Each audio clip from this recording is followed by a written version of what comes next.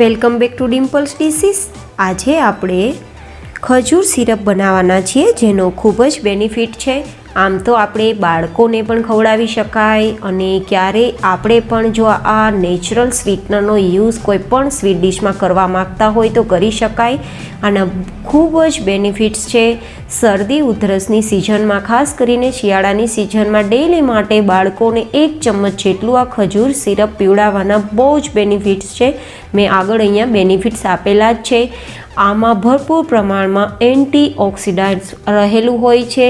પછી એ સૂકી ખજૂર હોય, તાજી ખજૂર હોય કે કોઈ પણ પ્રકારની ખજૂર હોય, એમાં ભરપૂર પ્રમાણમાં ન્યુટ્રિશિયસ હોય છે, ફાઇબર હોય છે, શુગરને બેલેન્સ કરે છે, બ્લડ પ્રેશર ઘટાડવામાં મદદરૂપ થાય છે અને મગજને પણ તંદુરસ્ત રાખે છે, તમારા હાડકાઓને પણ બરાબર રીતે મેન્ટેન કરે છે। આવા કેટલાય બધા બેનિફિટ્સ સાથે સાથે તમારા ડિસીઝને ફાઇટ કરવામાં એન્ટીઓક્સિડન્ટ્સ વધારે પ્રમાણમાં હોય છે, તો ખૂબ જ બેનિફિટ્સ છે।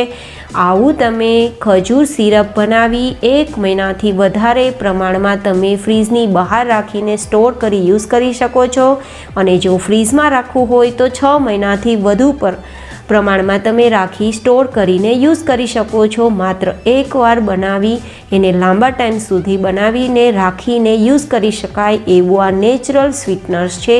તો મારી સાથે ચલો આજે આ નેચરલ સ્વીટનર્સ આપણે બનાવીએ।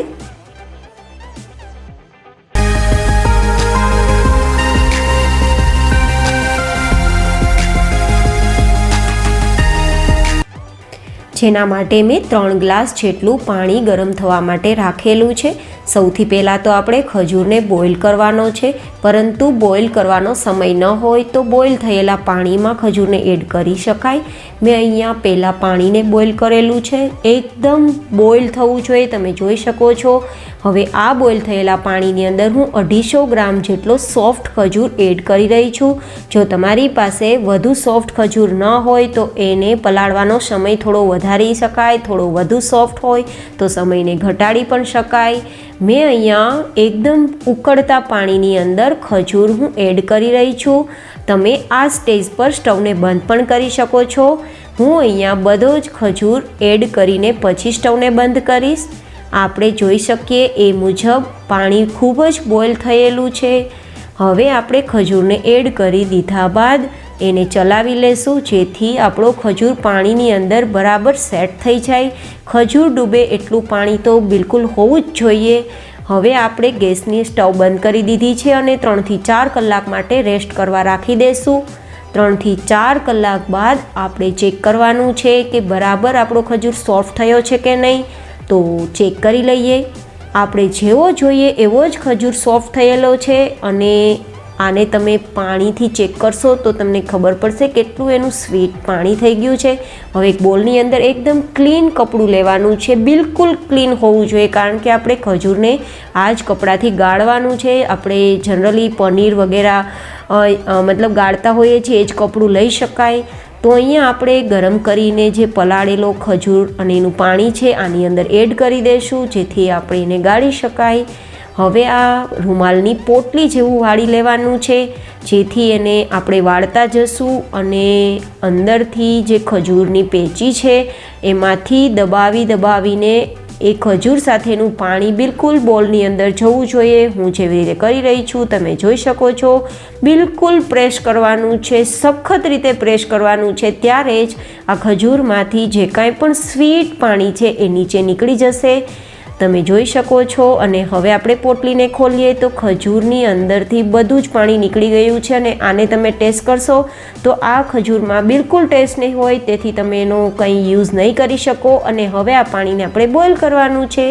તો એક બોલ લીધેલું છે, એક થોડું ઊંડું બોઇલ હોવું ખૂબ જ જરૂરી છે અને આની અંદર આપણે જે ખજૂરનું પાણીને રેડી કરીને રાખ્યું છે એડ કરી દઈશું અને આને હવે લો મીડિયમ ફ્લેમ પર ત્યાં સુધી પકાવવાનું છે જ્યાં સુધી એની ક્વોન્ટિટી હાફની હાફ ન થઈ જાય, એટલે કે અડધાની અડધી ક્વોન્ટિટી થવી જોઈએ અને બિલકુલ થીક થવું જોઈએ। તમે જોઈ શકો છો કે અત્યારે બિલકુલ થીક નથી, બિલકુલ પાતળું આપણું પાણી દેખાય છે, પરંતુ મધ જેવી ક્વોન્ટિટી એકદમ થીક થઈ જાય ત્યાં સુધી આપણે એને પકાવવાનું છે।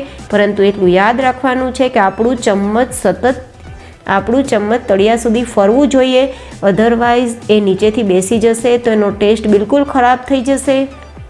તમે જોઈ શકો છો જેમ જેમ બોઇલ થતું ગયું એમ એનો કલર પણ ચેન્જ થતો ગયો અને થોડું થીક પણ થઈ ગયું છે. તો હવે આ સ્ટેજ પર આપણે આને ગેસને બંધ કરી દેવાનો છે, કારણ કે આપણું સિરપ હવે રેડી થઈ ગયું છે. તો આને થોડું ઠંડુ થવા દેવાનું છે. તમે જોઈ શકો છો ને કે અડધાની અડધી ક્વોન્ટિટી થઈ ગઈ છે, કલર પણ ચેન્જ થઈ ગયો છે અને થોડું થીક પણ દેખાય છે. ઠંડુ થઈ ગયું છે તો આપણે ચેક કરી લઈએ કે બરાબર એ થીક થયું છે કે નહીં.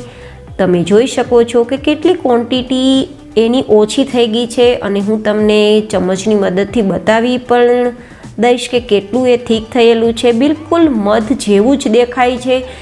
મિત્રો, આમ તો આજે માર્કેટની અંદર મધ કેમિકલવાળા જ અવેલેબલ હોય છે, એકદમ ફ્રેશ અવેલેબલ હોતા નથી. ત્યારે આપણે આ ખજૂર સિરપ બનાવી અને બાળકોને ડેલીના માટે, ખાસ કરીને શિયાળાની સિઝનમાં 1 ચમચ જેટલું જો ચટાડશું તો એના હાડકાઓ મજબૂત થશે, બ્રેઇન મજબૂત થશે, ફાઇબર ભરપૂર પ્રમાણમાં મળશે, ઇમ્યુનિટી પાવર હાઈ થશે અને ખાસ કરીને એને જે કંઈ પણ શક્તિઓ મળવી જોઈએ બધી જ મળી જશે. ને ખાસ કરીને શરદી ઉધરસ જો રહેતા હોય તો આ 1 ચમચ જેટલું ચટાડવાથી શરદી ઉધરસ પણ મટી જશે. આવી કોઈ પણ એર ગ્લાસ જાર હોય એની અંદર રાખી 1 મહિના સુધી બહાર અને 6 મહિના સુધી ફ્રીઝમાં રાખી સ્ટોર કરી અને એનો યુઝ કરી શકો છો. આના બહુ જ પ્રમાણમાં ફાયદા છે. તમે મધના અવેજીમાં તમે આ ખજૂર સિરપનો યુઝ બાળકો માટે કે કોઈ ડાયટ પ્લાનમાં કોઈ સ્વીટ ડિશ બનાવવા માટે પણ યુઝ કરી શકો છો.